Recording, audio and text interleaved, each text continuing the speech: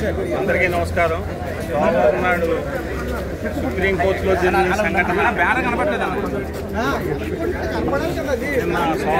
సోమవారం నాడు సుప్రీంకోర్టులో జరిగిన సంఘటన అది సుప్రీంకోర్టుకి సంబంధించింది కాదు, యావత్ భారతదేశానికి సంబంధించింది.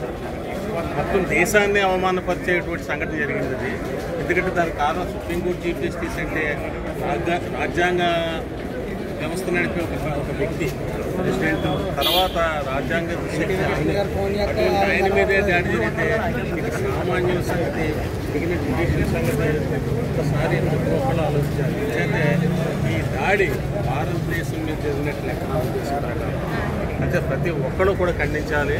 అటువంటి పిచ్చి పనులు, వెకిలి చేష్టలు చేసే వాళ్ళని అసలు సమాజం కూడా క్షమించకూడదు. అతను ఆల్రెడీ సస్పెండ్ చేశారు. సస్పెండ్ చేయడం కాదు, సాంఘికంగా కూడా బహిష్కరణ చేయాలి. దేశాన్ని నుంచి కాకపోతే మొత్తానికి అతన్ని సాంఘికంగా బహిష్కరించాలి అతన్ని. ఎందుకంటే ఆర్డర్ డిస్ప్యూట్ అయితే జరిగింది, దానిలో వేరే కోర్టుకి వెళ్ళాలి, లేకపోతే వేరే కోర్టు ట్రాన్స్ఫర్ చేయమని అడగాలి. అంతే తప్ప భూమి సరకం అంటే అది చిన్న విషయం కాదు. అది చాలా భారతదేశం మీద, రాజ్యాంగం మీద, మొత్తం భారతదేశం మీద అటాక్ చేసినట్లే నా ఉద్దేశం. అంచేత ఇటువంటి సంఘటనలు ఎట్టి పరిస్థితుల్లో కూడా పునరావృతం కాకూడదు. ఇటువంటి క్షమించకూడదు. ఇది నా కాకినాడ బార్ అసోసియేషన్ ప్రెసిడెంట్గా నా పర్సనల్ అభిప్రాయం కదా, మొత్తం అంతా మా బార్ అందరిది అభిప్రాయం కూడా. ఇటువంటి వ్యక్తులు క్షమించకూడదు. ఇటువంటి వెకిలి వేషాలను ఎలా చేయాలి. Thank you. అందరికీ నమస్కారం.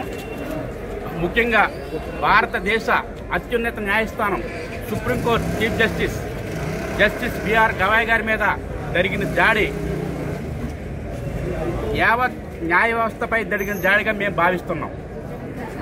ముఖ్యంగా దోషి ఎవరైతే ఉన్నారో అతనికి కేంద్ర ప్రభుత్వం ప్రత్యేక కోర్టును ఏర్పాటు చేసి 3 నెలల్లో విచారించి అతను శిక్ష పడేలా చేయాలి. First demand. రెండో డిమాండ్, ఈ సంఘటనపై భారత రాష్ట్రపతి, ప్రధానమంత్రి దేశ ప్రజలకు వివరణ ఇవ్వాలి. ఎందుకంటే సుప్రీంకోర్టు చీఫ్ జస్టిస్కి భద్రత లేకపోతే ఇక దేశ పౌరులకు ఎటువంటి భద్రత ఉంటుంది. దీని మీద రాష్ట్రపతి, ప్రధానమంత్రి తక్షణం స్పందించాలి. మూడోది, ముఖ్యంగా న్యాయవాదులు, న్యాయమూర్తులపై ఇటువంటి దాడులు జరగకుండా అడ్వకేట్ ప్రొటెక్షన్ యాక్ట్ని తక్షణం పార్లమెంట్లో పెట్టి ఆమోదింపు చేయాలి. అదేవిధంగా భవిష్యత్తులో ఇటువంటి దాడులు జరగకుండా కఠిన చర్యలు తీసుకోవాలని ఇండియన్ లాయర్స్ అసోసియేషన్ తూర్పుగోదావరి జిల్లా డిమాండ్ చేస్తుంది. నా పేరు పృథ్వీరాజ్, ఇండియన్ లాయర్స్ జిల్లా అధ్యక్షుడు. Judicial commission